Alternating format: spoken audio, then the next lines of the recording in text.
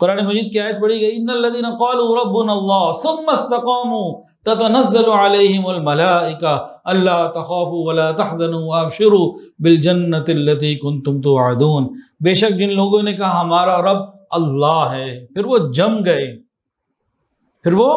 جم گئے، ثم استقاموا تتنزل علیہم الملائکہ، جب ان کی موت کا وقت آتا ہے فرشتے آتے ہیں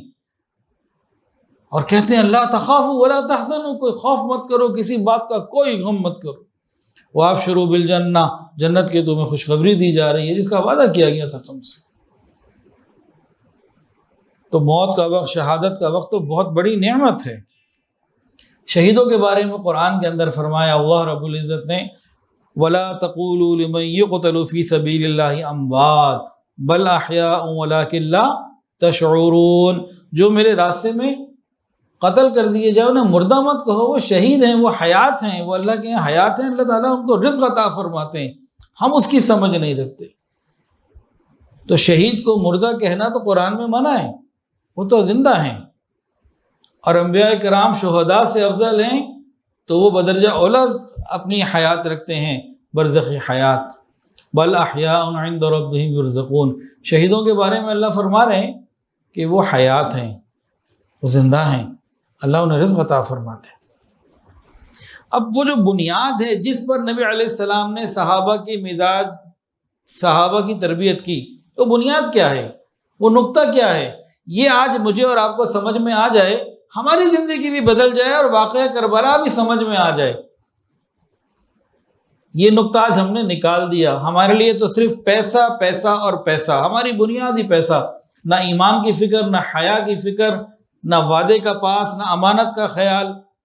ہمارے لیے تو بس پیسہ ہی سب کچھ ہے۔ جب ہم اس مادیت پرستی والی نظر سے اور سوچ سے صحابہ کرام کی زندگی کو دیکھیں گے سمجھ نہیں آئے گی، واقعہ کربلا کو دیکھیں گے سمجھ نہیں آئے گی، ہمیں اس مزاج کو سمجھنے کی ضرورت ہے۔ اب بنیاد سمجھ لیجئے،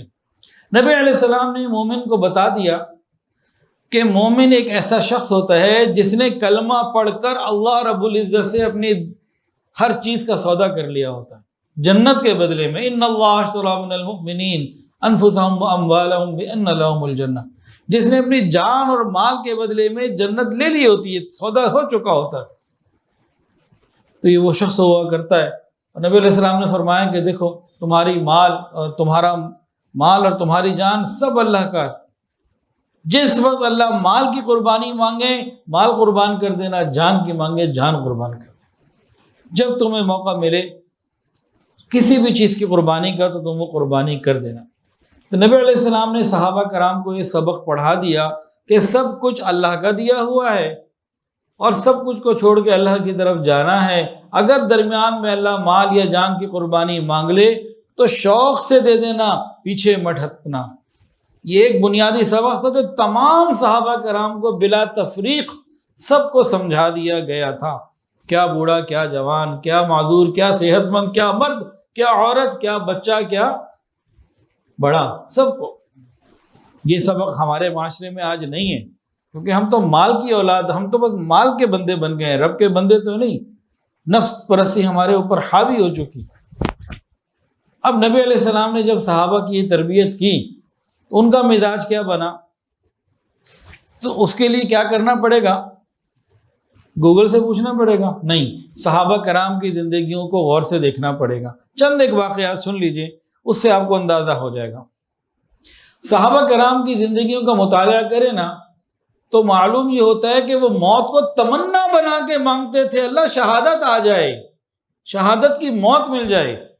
ان کی زندگی کی سب سے بڑی آرزو شہادت کی موت ہوتی تھی، اللہ کے راستے میں قربان ہو جانا ہوتا تھا۔ یہ ان کی زندگی، راتوں کو تہجد میں بھی یہ مانگتے، رو رو کے مانگتے اللہ شہادت کی موت عطا فرما۔ حضرت عمر فاروق رضی اللہ تعالیٰ عنہ نے ایک مرتبہ کسی حکمران کو ایک خط لکھ کے بھیجا، اس نے کچھ گڑبڑ کرنے کی کوشش کی مسلمانوں کے خلاف، فرمایا کہ خبردار ہو جاؤ، ٹھیک ہو جاؤ، سیدھے ہو جاؤ، ورنہ تمہاری طرف میں ایسے لوگوں کو بھیجوں گا جتنا تمہیں شراب کے پیالے سے محبت، انہیں موت کے پیالے سے اس سے زیادہ محبت۔ وہ تو جنگوں میں موت کو تلاش کیا کرتے تھے، اور ہم تو ڈرنے بھاگنے والے لوگ ہیں، بلکہ ہمارے گھروں میں موت کا تذکرہ ہی نہیں ہوتا۔ آپ اپنے گھر میں کہیں بھی دیکھ لیجئے، گھر میں بات کیجئے، امی بولیں گی نہیں نہیں موت کی بات مت کرو، گھر کی عورتیں پریشان ہو جائیں گی، موت کا تذکرہ کیوں کر رہے ہیں؟ ہمارے گھروں میں تو موت کا تذکرہ ہی نہیں ہوتا۔ حدیث کے اندر ہے جو 25 مرتبہ دن میں یہ دعا مانگے، اللہم بارک لی فی الموت وفی ما بعد الموت، ایک دعا کو 25 دفعہ مانگنا، اور موت کا لفظ اس دعا میں 2 مرتبہ، یعنی 50 مرتبہ موت کا تذکرہ۔ جو 25 مرتبہ یہ دعا مانگے گا، ایک دن میں 50 مرتبہ موت کا تذکرہ، ملے گا کیا؟ بستر پہ بھی موت آ گئی تو شہادت ملے گی۔ یہ فضیلت ہے اس دعا کی، اللہم بارک لی فی الموت وفی ما بعد الموت، ایک دن میں 25 مرتبہ یہ دعا مانگنے کی فضیلت ہے۔ اور ہمارے گھروں میں 50 دن میں ایک دن بھی موت کا تذکرہ نہیں ہوتا، کیونکہ ہم مرنا بھول گئے۔